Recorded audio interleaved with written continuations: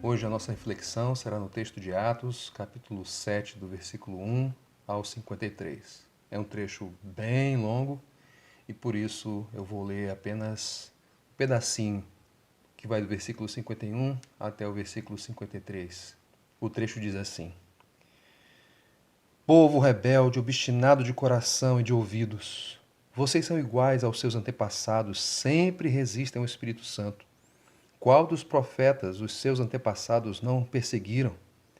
Eles mataram aqueles que prediziam a vinda do justo, de quem agora vocês se tornaram traidores e assassinos, vocês que receberam a lei por intermédio de anjos, mas não lhe obedeceram. Filho de peixe, peixinho é. Basicamente é isso que Estevão fala no final do seu discurso. Um discurso longo que teve início a partir do momento em que ele recebeu a autorização, oportunidade para isso. Você deve se lembrar que na passagem imediatamente anterior, um grande número de judeus se levantou se opondo a Estevão e não conseguindo superá-lo no debate público, então eles resolveram chamar pessoas para que dessem falsos testemunhos a respeito daquele servo do Senhor. Então, Estevão foi preso, foi levado diante do Sinédrio, onde as falsas testemunhas caluniaram a Estevão, dizendo que ele estava pregando, que o templo seria destruído e que um tal de Jesus, em nome de quem ele pregava, estava propondo costumes que negavam aqueles costumes que eles tinham recebido a partir da lei de Moisés. Tudo calúnia, todos nós sabemos disso. E aí, diante do Sinédrio, diante dessas acusações, diante dessas calúnias, Estevão recebe a oportunidade de discursar, de apresentar a sua defesa. E ao apresentá-la, ele deu um grande discurso. Um discurso que fez basicamente uma varredura na história de Israel. Mas o ponto de Estevão, o objetivo de Estevão ao fazer aquele apanhado histórico era demonstrar uma coisa.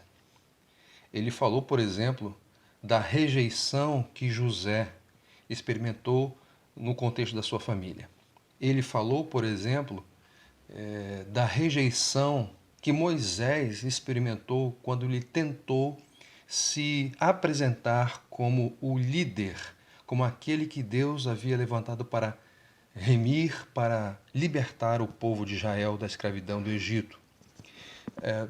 Estevão também fala das atitudes, dos pecados do povo de Israel, rejeitando a lei do Senhor. Então, esse apanhado histórico, essa varredura histórica que foi proposta, que foi apresentada por Estevão no seu discurso, tinha como objetivo demonstrar que a rejeição ao Espírito Santo, a rejeição aos profetas que Deus havia enviado ao longo de toda a história de Israel, a rejeição à sua palavra não era coisa dos tempos ali contemporâneos a Estevão. Era algo histórico, era algo que caracterizava, que perpassava toda a cronologia de Israel. E quando Estevão se aproxima da conclusão do seu discurso, ele afirma com toda a força: olha só, assim como aqueles que foram enviados por Deus para Israel, vocês, líderes religiosos, vocês estão fazendo exatamente como os vossos pais fizeram, exatamente como os vossos antepassados procederam. Vocês resistiram, eles resistiram ao Espírito Santo e vocês estão fazendo exatamente o mesmo. Vocês estão reproduzindo esse ditado popular: filho de peixe, peixinho é. Assim como os vossos antepassados rejeitaram a lei, rejeitaram aos profetas, resistiram ao Espírito Santo, vocês estão fazendo o mesmo. É um discurso forte, impopular, que Estevão profere. E esse discurso deve nos chamar a atenção e despertá-la para o fato de que o homem ele tem em si a predisposição de rejeitar a Deus. Ele tem a predisposição de reproduzir os atos do seu pai original, Adão, que rejeitou ao Senhor. Mas essa rejeição, ela não é definitiva. Você deve se lembrar que quando nós voltamos às páginas aqui no livro de Atos, você vai lembrar que não é a primeira vez que os líderes religiosos têm a oportunidade de ouvir o Evangelho, a oportunidade de ouvir a história da redenção. Inclusive, no capítulo 6, no versículo 7, o texto diz que grande número de sacerdotes estavam crendo na fé, estavam crendo na verdade. Então, isso significa que a rejeição não é algo definitivo e que pode ser mudado, que pode ser alterado mediante arrependimento. A proposta, a convocação para todos aqueles que estão resistindo ao Evangelho, que estão resistindo ao Espírito Santo, é que se arrependam. Porque ao se arrependerem, eles vão sair dessa condição de resistência para amor, essa condição de rejeição para admissão, aceitação. Dizem por aí que arrependimento é um sinal de fraqueza. Muito pelo contrário, porque arrependimento é o caminho que nos conduz ao relacionamento com o Deus Altíssimo, com o Todo-Poderoso.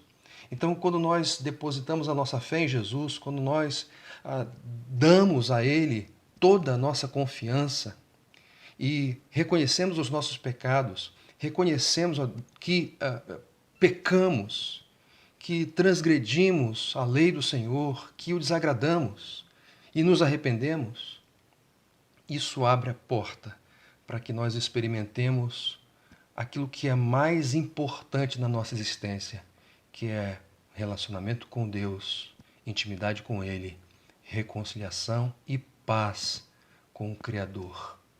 E agora, pela fé, nosso Pai. Essa passagem, ela deflagra, ela denuncia a terrível condição em que o homem se encontra quando não crê. Quando não crê, ele resiste, ele rejeita. Mas essa rejeição, essa resistência tem solução, tem antídoto. E o antídoto e a solução é arrependimento. Nós, como crentes no Senhor Jesus, como cristãos, como filhos de Deus, um dia já nos arrependemos de forma salvífica. O nosso arrependimento foi para a salvação, mas isso não eliminou os outros arrependimentos que devemos ter e apresentar ao Senhor na medida em que nós pecamos, porque nós somos pecadores e até aquele dia em que formos definitivamente transformados, nós vamos precisar nos arrepender, reconhecer os nossos pecados. E Deus, que é todo-poderoso e bom, Ele nos oferece a oportunidade de perdão e de purificação de toda injustiça. Como diz ali em 1 de João, capítulo 1, verso 9, o texto diz que se confessarmos os nossos pecados, Ele é fiel e justo para nos perdoar os pecados e nos purificar de toda injustiça. Então, que essa cadeia, filho de peixe, peixinho seja quebrada, seja descontinuada por uma vida marcada pelo arrependimento e fé comprometida no Filho de Deus. Que seja assim, para a glória do Senhor. Deus abençoe.